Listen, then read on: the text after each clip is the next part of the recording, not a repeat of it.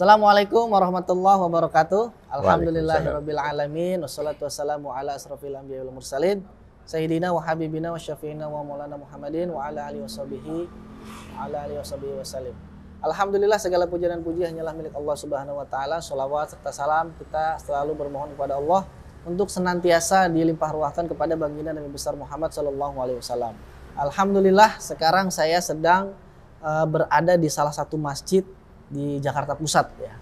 Dan bisa dikatakan memang ini masjid yang kalau kita lihat dari luar itu unik ya. Dari deretan ruko ada satu masjid nyempil nyelip di sini ya, di sini. Dan masjidnya adalah Masjid Lause ya. Adanya tepatnya di Jalan Lause di Jakarta Pusat. Jadi mungkin ini sudah banyak ya diliput oleh TV-TV dimanapun ya, TV-TV nasional, TV-TV lokal, baik itu konten-konten konten-konten kreator YouTube dan sebagainya sudah banyak diliput. Namun kedatangan saya ke sini bukan untuk meliput masjid ini seperti apa, tapi ingin ngobrol ya dengan salah satu pengurus masjidnya. Wah, ini kalau bahasa pengurus masjid itu, kalau bahasa Arabnya itu mardotillah sebenarnya, bukan marbot ya. Mardotillah itu adalah orang yang ingin mendapat ridhonya Allah dengan mengurus masjid atau rumahnya Allah. Dan insya Allah kita akan bersama Pak Yusman pada hari ini. Dan kita akan ngobrol lebih banyak karena ketika saya cari tahu tentang masjid ini, itu ternyata sudah ada sekitar pokoknya ribuan lah. Nanti tepatnya kita tanya ke Pak Yusman seperti apa. Kita langsung saja ke Pak Yusman. Assalamualaikum Pak Yusman. Waalaikumsalam. Sehat ya Pak Yusman? Alhamdulillah sehat. Gimana Pak Yusman kegiatan hari ini? Alhamdulillah rutin aja kita rutin aja jaga di masjid ya. Ada berapa ini yang jadi pengurus masjid di sini Pak? Kalau sehari-harinya itu ada 8 orang ya. Oh, ada 8 orang yang aktif setiap harinya. Itu bagiannya bagian apa aja tuh Pak? Masing-masing. Ya ini ada yang ustadznya, ada yang mendampingin untuk mualaf misalnya berdiskusi, sharing tentang agama, kan ada juga yang bagian kantor ya, sekretariat gitu ya. Ada juga bagian bersih-bersih ada ya, Masya Allah. Jadi memang saya coba mau ngobrol sama Pak Yusman ini terkait dengan kegiatan di sini. Dan tapi sebelum kita ke sana, saya pengen tahu dulu deh, mungkin pemirsa dan sahabat Wakaf TV ini belum tahu nih sejarah masjid ini seperti apa nih Pak. Bisa dijelasin nggak Pak? Yes, mungkin secara singkat Masjid Lause itu sejarahnya itu pertama didirikan yayasannya dulu ya. Nama yayasannya Yayasan Haji Karim Ui Cheng Hin. Gitu ya. Pakai nama Karim Ui Cheng Hin itu karena sosok Pak Karim Ui Cheng Hin itu patut untuk diteladani oleh generasi muda berikutnya, karena sosok Karim Ui itu dikenal di Indonesia ini. Beliau seorang keturunan Tionghoa yang ada di Indonesia. Beliau seorang mu'alaf ya. Beliau juga seorang bisnismen yang cukup sukses, dan beliau juga nasionalisme cukup tinggi. Dia pejuang bersama-sama pejuang waktu di masa penjajahan Belanda itu. Dia banyak sekali andilnya dalam ikut berjuang. Dia pendiri BCA ya, pertama kali ya, dan juga dia menjadi mu'alaf dalam waktu singkat sudah menjadi tokoh agama Islam ya. Dia udah pernah jadi pimpinan Muhammadiyah dalam waktu singkat. Luar biasa jasa-jasa beliau, sehingga begitu meninggal dipakailah nama beliau sebagai nama Yayasan Karim Ui. Nah, waktu itu dipilihlah tempatnya di Jalan Lause ini, sehingga waktu itu berdirilah masjidnya ini dari yayasan itu tadi ya, tahun 1991. Oh, 91. Nah, 1991 dipakailah tempat sholat. Waktu itu statusnya masih sewa. Oh, sewa. Masih sewa ya. Jadi masjid itu kalau namanya statusnya sewa kan tentu nasibnya juga agak di ujung tanduk ya, kalau nggak diperpanjang sewanya ya tamat juga gitu kan. Tapi alhamdulillah perkembangan berikutnya itu ya pemilik gedungnya menawarkan pada pengurus, ya beli aja gitu ya. Oh ya udah, sikapnya pengurus nggak punya dana tapi cari donatur, siapa nih yang mau beli gitu, siapa yang mau ini beli ruko ini gitu. Waktu itu masih ruko, bentuknya masih ruko, belum seperti ini ya. Akhirnya waktu itu dapatlah singkat kita lewat Bapak B.J. Habibie. Oh, Masya Allah. Bapak B.J. Habibie yang membelinya satu ruko, diwakafkan kepada Yayasan Karim Ui, itu jadikan masjid, itu Masjid Lause. Jadi singkatnya waktu itu memang kita karena berada di Jalan Lause, diambil namanya juga jadi nama Masjid Lause gitu. Jadi agak unik juga kan, karena pendekatan kita memang untuk menyampaikan informasi Islam pada saudara kita dari kalangan Tionghoa yang ingin tahu Islam, atau mungkin mereka sudah pengen masuk Islam gitu, memang belum tahu. Tapi selama ini mungkin masih untuk datang ke masjid pada umumnya mungkin masih ada kurang kurang enak atau kurang nyaman gitu, tapi dia lihat ada Masjid Lause yang bentuknya nggak seperti masjid umumnya, namanya juga familiar sama mereka, namanya pakai bahasa Mandarin, Lause. Nah, mereka dengan senang hati aja datang ke sini. Seperti itu. Tujuan kita seperti itu. Kita memang pendekatannya kepada saudara kita dari Tionghoa supaya mereka bisa mengenal Islam lebih ramah, lebih dekat dengan pengurus-pengurusnya gitu. Jadi merasa nggak canggung datang ke sini. Gitu. Iya, memang betul sih kalau menurut saya juga tadi tuh dari katakan Pak Yusman itu dibentuk dengan desain seperti ini kan, biar teman-teman dari etnis Tionghoa itu nyaman, kayak di rumah nih. Gitu. Iya, jadi mereka nggak merasa masuk dalam masjid gitu ya, walaupun begitu masuk ini ternyata ya kegiatannya kegiatan masjid gitu. Iya, karena memang kalau menurut saya ya, kalau dari belajar baca-baca gitu mungkin karakter orang kan berbeda-beda ya. Ada yang wah kita mau belajar Islam, kadang dia terhambat dengan orang yang di masjid tuh kayaknya sombong-sombong banget sih kayak gitu-gitu. Kan kayak saya niatnya mau belajar Islam gitu. Ini bagus sebenarnya kan gitu kan konsepnya. Alhamdulillah. Kemudian gini Pak, kegiatan di masjid ini tentunya ya pasti kan banyak ya. Nah ini saya mau tahu nih kegiatannya apa aja, apa semuanya terkait dengan yang berhubungan berbau-bau dengan Tionghoa atau tidak gitu, karena kan memang seperti ini. Ya kalau kegiatan masjid ya memang kita lebih fokus kepada menyampaikan informasi Islam ke kalangan Tionghoa ya. Memang fokusnya ke sana, kita mengambil lahan itu ya kalangan Tionghoa untuk menyampaikan Islam, karena kalangan Tionghoa itu sebetulnya memang sangat potensial menerima dakwah Islam ya. Tapi belum ada yang fokus berdakwah ke sana. Kita walaupun MUI ada ormas Islam yang lain, belum ada yang fokus menyampaikan Islam untuk ke kalangan Tionghoa itu. Nah, sehingga kita mencoba mengambil marketnya lah, pasar kita mungkin ke kalangan Tionghoa, kita sampaikan ke kalangan Tionghoa. Ternyata memang mereka sangat-sangat juga menanti-nantikan gitu loh ya. Begitu datang kita ada Masjid Lause, keberadaan Masjid Lause yang model penampilannya seperti ini kan, mereka ya alhamdulillah dengan senang hati datang ke sini tuh. Baik baru sekedar tanya-tanya tentang Islam maupun sudah punya niat pengen bersyahadat, pengen menjadi mu'alaf itu, sehingga mereka merasa nyaman datang ke sini gitu. Masya Allah. Terus selain itu ada kegiatan lain nggak, misalnya kegiatan bulanan atau PHBI atau Hari Misal Islam? Kegiatan rutin kita memang tiap harinya melayani itu ya, mereka tamu-tamu kita yang ingin tahu Islam dan ingin bersyahadat, ingin dibimbing setelah bersyahadat, itu tujuannya seperti itu kita di sini ya. Jadi tujuannya seperti itu kita. Tujuannya itu aja. Kita memang fokus untuk menyampaikan Islam, membimbing mereka bersyahadat, dan membimbing setelah mereka bersyahadat kan kita bimbing, kita bina supaya mantap keimanannya, Islamannya seperti itu. Nah kalau boleh tahu, sebulan ini ada berapa nih yang memang katakanlah datang ke sini untuk yang memang dia sudah jadi Muslim gitu kan?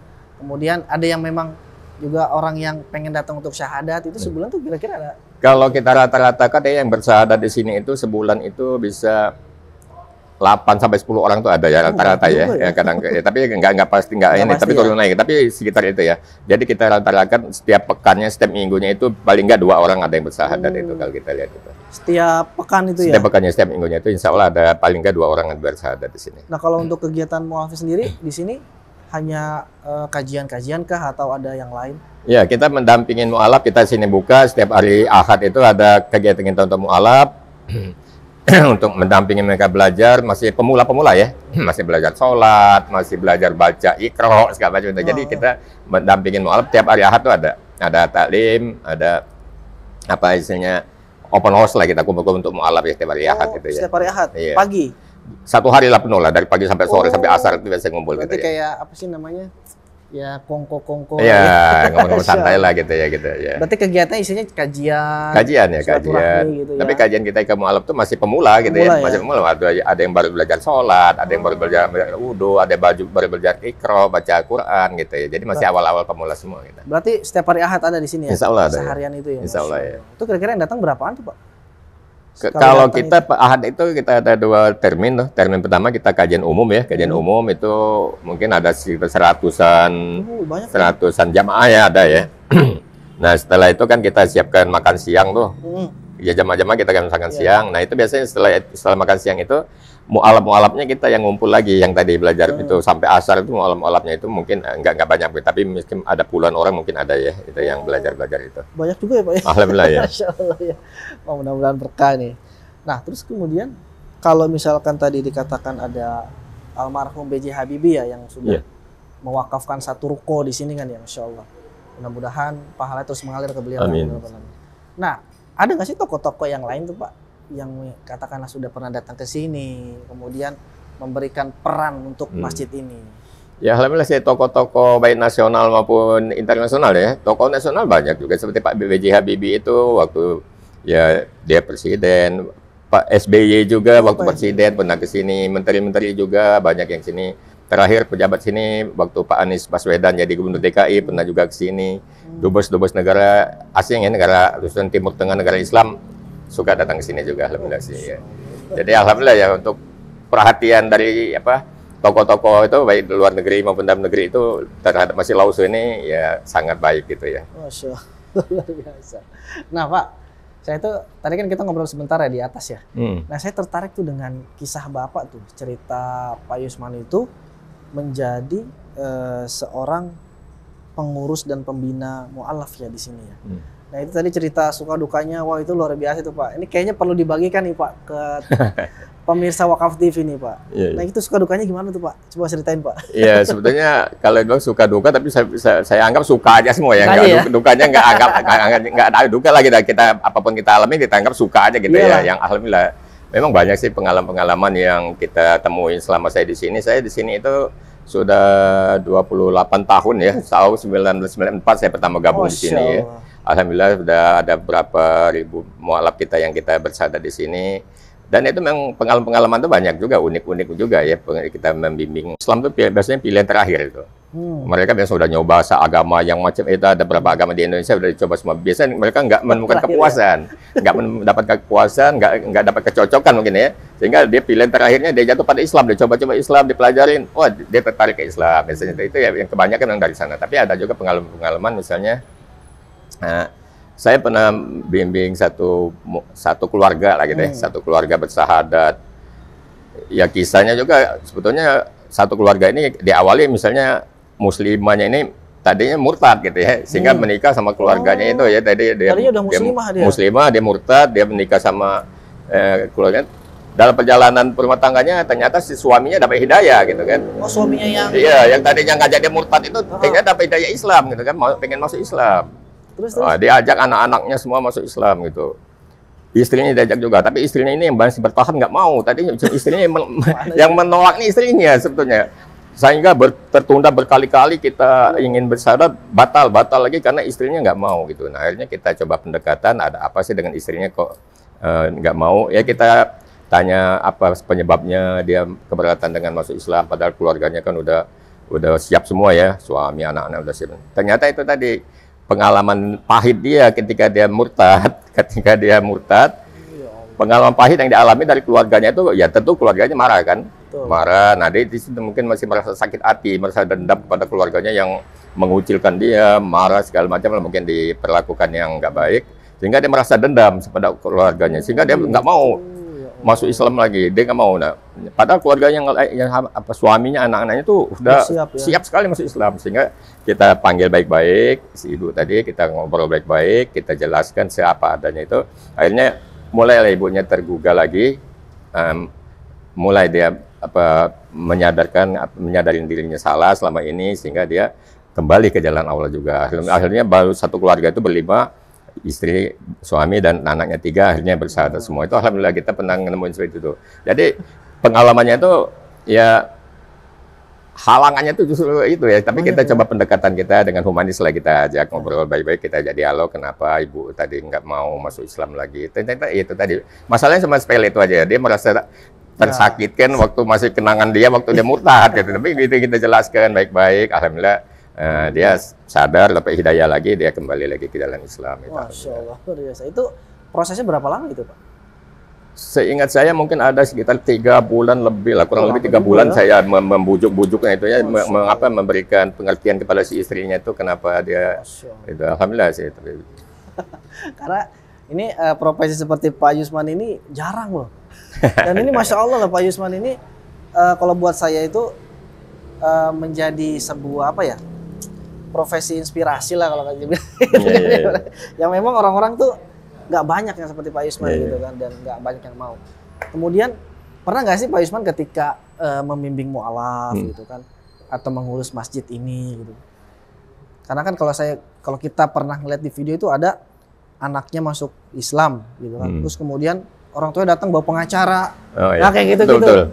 Atau ada kisah yang lebih mengerikan gitu Pak? Ya alhamdulillah saya ada beberapa kali ngalamin itu seperti pernah ya? Pernah. Begitu kita ada si calon mualafnya datang, tiba-tiba kita lagi ya wajar lah kita dialogin apa tujuan dia segala macam, tiba-tiba datang katakanlah pasukan polisi lah gitu ya. Berapa orang polisi datang ke ruangan saya langsung di bawah sini saya dengar infonya ada berapa juga yang jaga di luar. Ya, itu tadi. Ternyata ya miskomunikasi aja. Polisinya dapat info bahwa si ada anak ini diculik lah gitu atau infonya atau dihipnotis segala macam katanya akan diislamkan segala macam. Dan gitu kita lihat kan ini anaknya kan kita silakan polisi untuk menanyakan langsung kan polisi kan punya pengalaman ya kan bisa investigasi atau segala macam kan silakan kita persilakan. Ternyata nggak ada masalah apa-apa.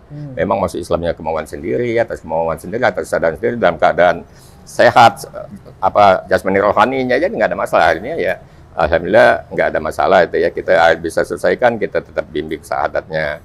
Ada juga yang datang tiba-tiba nggak terima anaknya diislamkan juga ada juga begitu datang tiba-tiba gebrak meja saya datang berapa orang 3 orang 5 orang datang gebrak saya nggak terima anak saya diislamkan minta dikeluarkan lagi dari Islam. Wah, saya bilang nggak bisa kita mengeluarkan Islam itu masalah pribadi dia kan bukannya kita kan bukan kan ya. Ada seperti itu jadi banyak pengalaman sudah atau kita juga banyak pengalaman yang saya bilang begitu saya keluar dari masjid baru berapa meter tiba-tiba dari seberang sana ada motor nabrak kita gitu, waktu kabur gitu kan. Alhamdulillah itu kita alami. Itu sering Pak? Sering nggak, tapi pernah ngalamin ya. Pernah ngalamin ya? Ya seperti aku atau juga pernah saya ngalamin saya dibawakan uang ya. Wah satu orang tas ransel tuh liatin Pak saya bawa uang ini menggoda supaya kita menggoda iman kita lah gitu ya. Akhirnya saya usir aja, saya tarik ke bawah, saya suruh pulang dia gitu. Loh, emang dia bawa uang buat apa itu Pak? Menggoda saya supaya saya keluar gitu dari Islam gitu. Lah. Supaya saya berdakwah lah gitu, berdakwah Islam gitu ya. Mendakwah ya supaya saya berhenti dari ini kalau Nah itu perasaan Pak Yusman gimana tuh Pak kayak gitu Pak? Alhamdulillah ya kita ya semakin memantapkan ya kita pasti Allah akan menguji kita dengan segala macam ya. Dan kita yakin ya itu ujian ya kita Bismillah kita di jalan Allah ya kita tetap ya istiqomah aja insya Allah gitu ya. Kalau sewaktu-waktu katakanlah ada yang katakanlah terlukai secara fisik gitu, Pak Yusman udah siap ya untuk itu semua ya? Iya insya Allah mudah-mudahan sih nggak sampai terjadi gitu. Tapi insya Allah kita ya lillahi ta'ala ya kita serahkan pada Allah, kita pasrah pada Allah. Jadi kita pengalaman seperti itu. Atau kita juga pengalaman ini mungkin satu pengalaman bagi umat Islam juga tentang pemurtatan itu ya. Kita yakinlah pemurtatan itu benar-benar ada gitu. Kita merasakan sekali, jangankan yang masih hidup ya, jangankan muslim yang masih hidup. Terhadap yang sudah meninggal pun itu biasanya mereka akan tetap berusaha untuk diurus dengan cara non-Islam gitu. Kita sering rebutan jenazah. Ya Allah. Rebutan jenazah kita. Itu gimana tuh Pak kalau ada kasus kayak gitu? Nah itu saya pernah alamin itu. Ketika kita dapat info ada mualaf kita yang meninggal, wafat gitu, dia diambil oleh keluarganya yang belum Muslim, diurus mau diurus secara non-Islam. Tapi kita dapat telepon, dapat info dari tetangga-tetangganya, Pak ini ada mualaf Lause, ada meninggal tapi diambil keluarganya mau diurus. Jadi saya datang waktu itu, saya diutus dari pengurus, saya datang berdua dari teman-teman waktu itu sudah di rumah duka. Di rumah duka saya datang, kita dialog baik tadinya, ya agak alot juga ya dialogkan, tapi dengan kita keyakinan kita bahwa kita akan, ya ini saudara kita, udah muslim kita akan urus secara Islam gitu kan. Alhamdulillah begitu berdebat, ini kan nggak selesai akhirnya. Saya ada satu titik poin saya menangnya itu debat itu ketika mereka menggertak saya dengan uang gitu. Mereka tanya gini, apakah Bapak siap menanggung segalanya katanya gitu kan kalau Bapak ini. Saya balikin lagi, kita sepakatin dulu, kita urus secara Islam. Kalau sepakat urus secara Islam saya tanggung jawab segitu. Nah, udah oke kan? Oke kalau gitu. Wah, dia menyodorkan daftar biaya peti mati sekian, biaya rumah duka sekian gitu kan. Saya tenang aja. Kan dia pikir kalau dengar juta-jutaan mungkin saya agak mundur gitu. Tapi saya tenang aja. Begitu dia sampaikan semua anggaran-anggaran itu kan saya bilang, tadi kan kita udah sepakat nih akan diurus secara Islam. Iya. Nah, dalam Islam nggak ada peti mati saya gituin. Nah, kita coret deh biaya peti mati saya bilang. Nggak dalam Islam. Nah, dalam Islam nggak ada rumah duka. Begitu meninggal langsung dikuburkan. Nggak boleh kita coret dia bayar rumah duka. Begitu itulah dia merasa kalah di debat itu, mereka langsung bubar, langsung pulang semua. Akhirnya saya langsung telepon rumah sakit Islam, minta ambulan, diambil ambulan, langsung kita urus, kita bawa ke makam. Alhamdulillah seperti itu.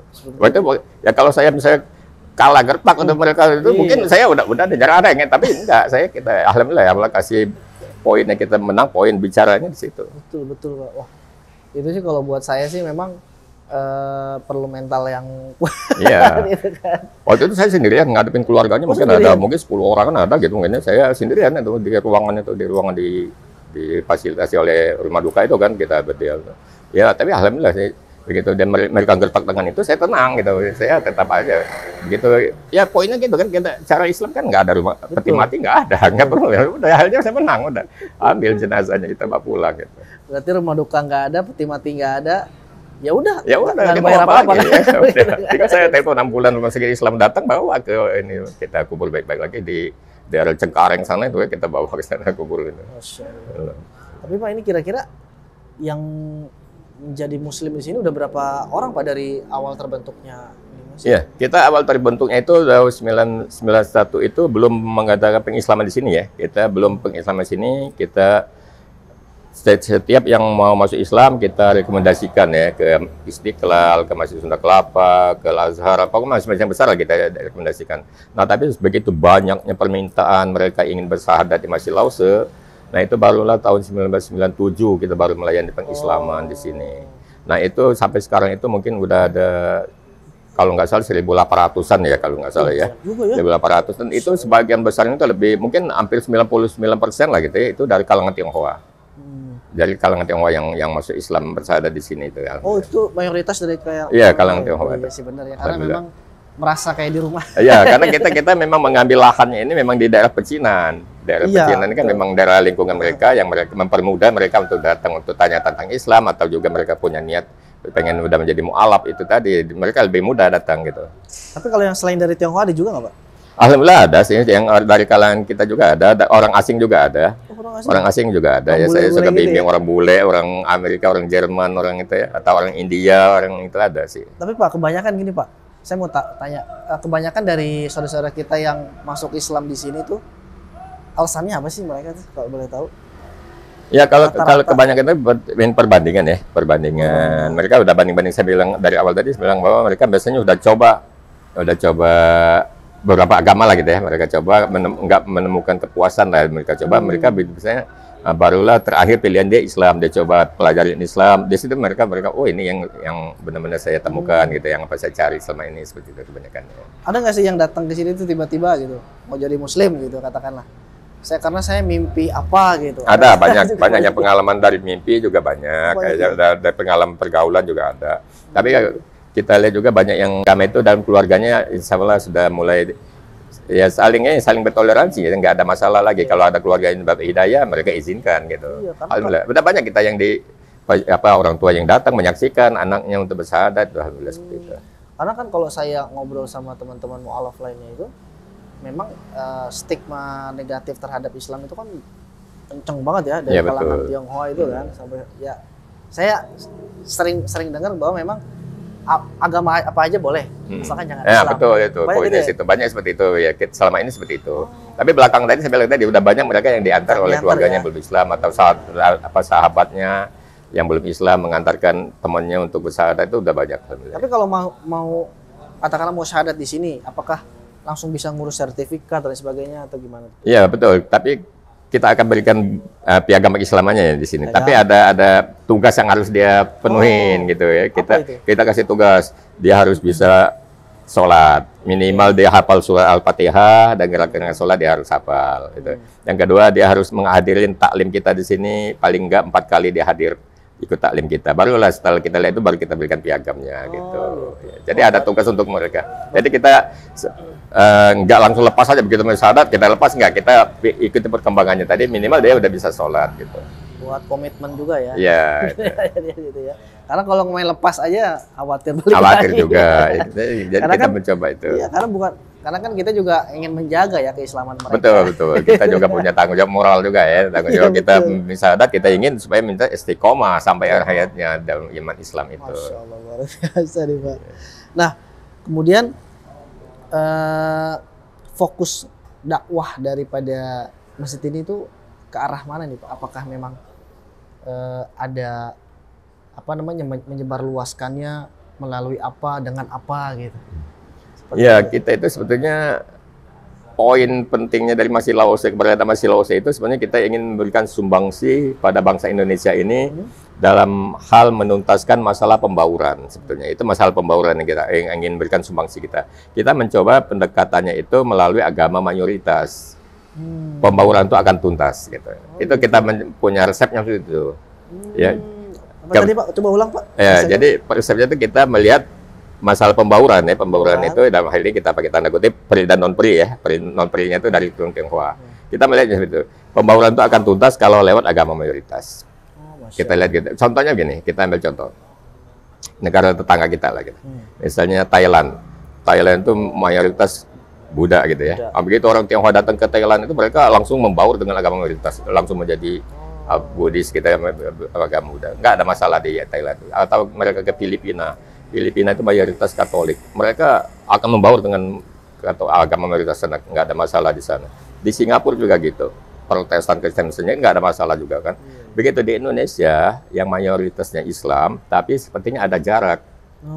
Ya itu tadi kan, seperti ada jarak dengan agama mayoritas Islam. Nah kita melihat di situ sumber masalahnya, kenapa masalah pembauran di Indonesia itu masih belum tuntas lah gitu ya. Sehingga kita mencoba menawarkan debat agama. Bukan berarti harus masuk Islam. Masuk Islam apa enggak itu kan masalah hidayah. Hidayah kan haknya Allah bukan hak kita ya.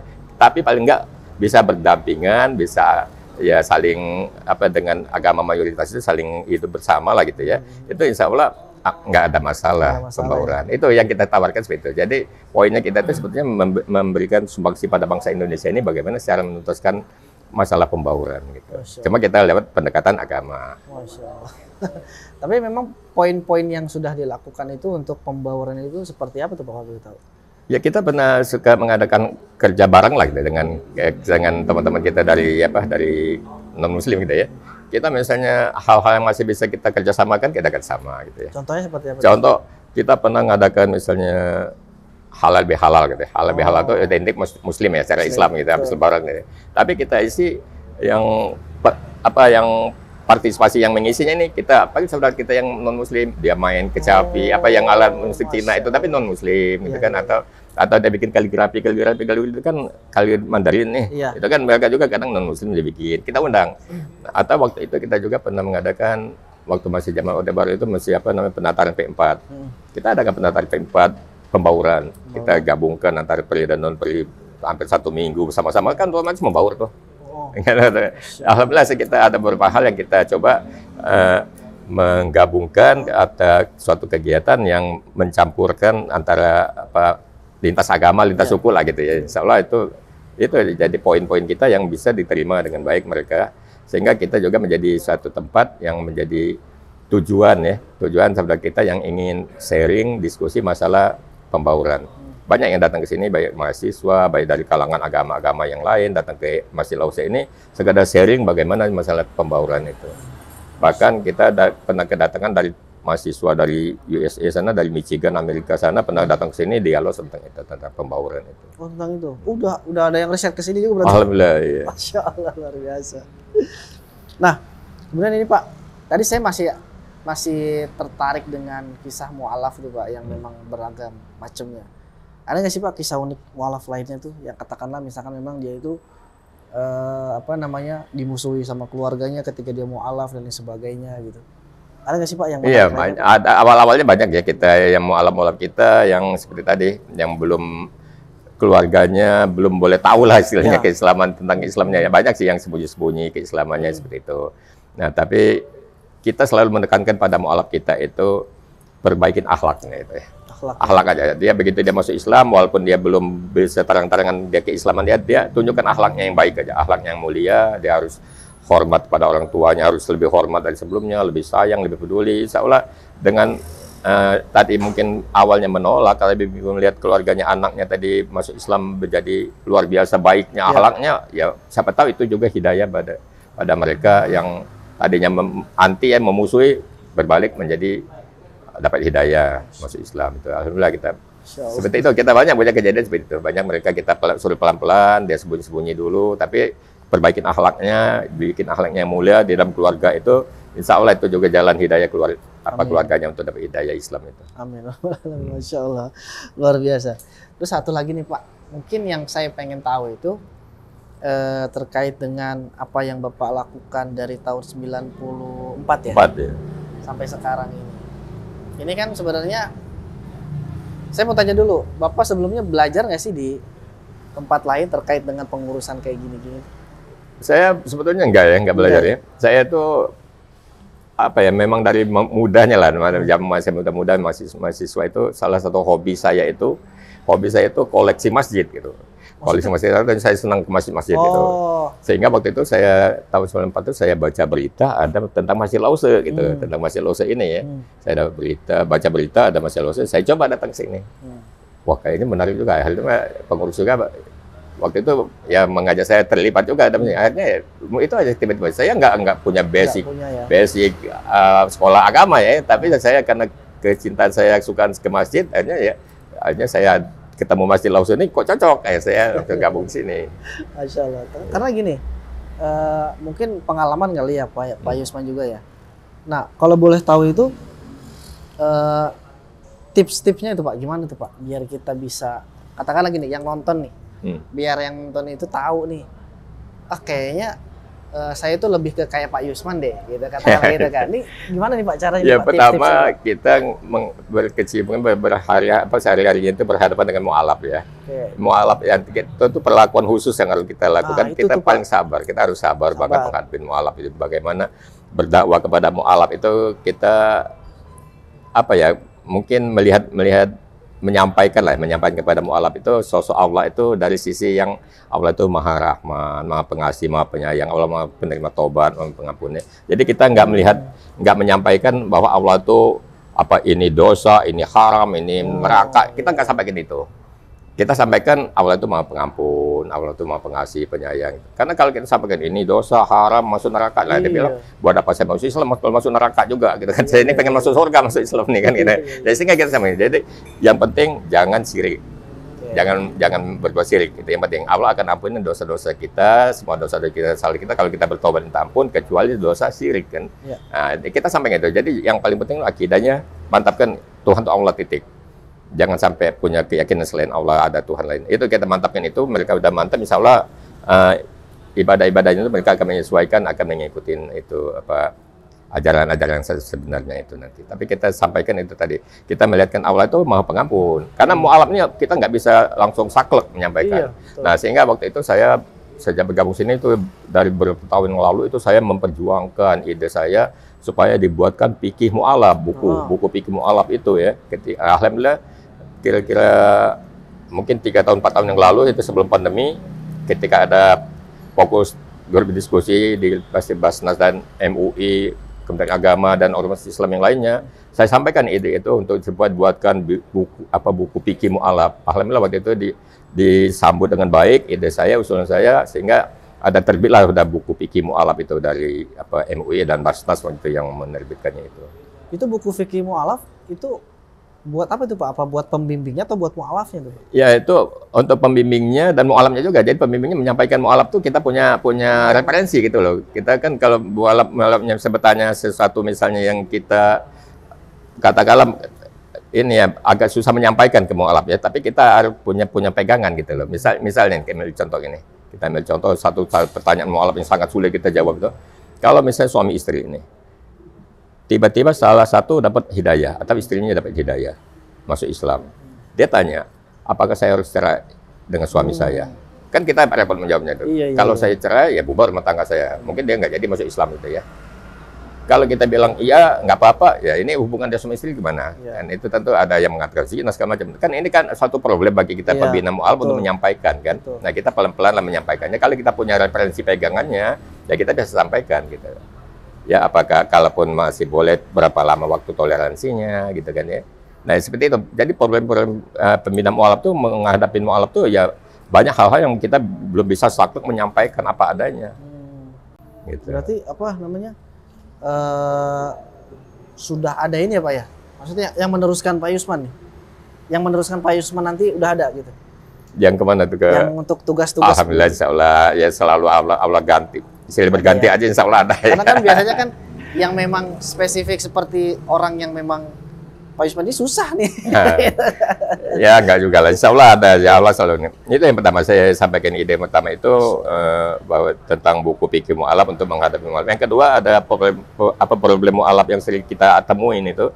Mu'alaf itu begitu masuk Islam ada mungkin ya boleh katakan oknum atau apalah gitu, bawa piagam datang ke sana ke sini menyampaikan demo alam minta sumbangan segala macam itu kan. Itu kan satu hal yang ada pakai gitu, ada beberapa yang itu kan kita dapat laporan dari masjid mana, dari pengurus masjid mana, ini ada mualamnya begini. Nah itu saya pernah udah sampaikan ide itu supaya dibuatkan semacam, maaf kata mualaf center. Mualaf center itu kita konsepnya mungkin seperti BLK, Balai Latihan Kerja gitu ya. Jadi mualaf yang masuk Islam bisa dimasukkan di sana, bisa dikasih pelatihan untuk keterampilan untuk bekal hidup dia lah, dan juga memantapkan iman Islamnya itu. Kalau mereka udah masuk itu, insya Allah begitu keluar beberapa bulan atau 1 tahun dia keluar udah bisa mandiri, udah bisa mantap. Nah itu belum terwujud yang untuk mualaf center itu belum. Waktu kita pernah sampaikan, mungkin insya Allah kalau ada lembaga-lembaga amil zakat atau orang-orang yang agnia lah, orang kaya yang punya itu mungkin bisa mewujudkannya. Tapi kalau kita lewat pemerintah mungkin agak sulit itu anggarannya ya. Tapi kalau lewat lembaga-lembaga zakat mudah-mudahan bisa diwujudkan itu.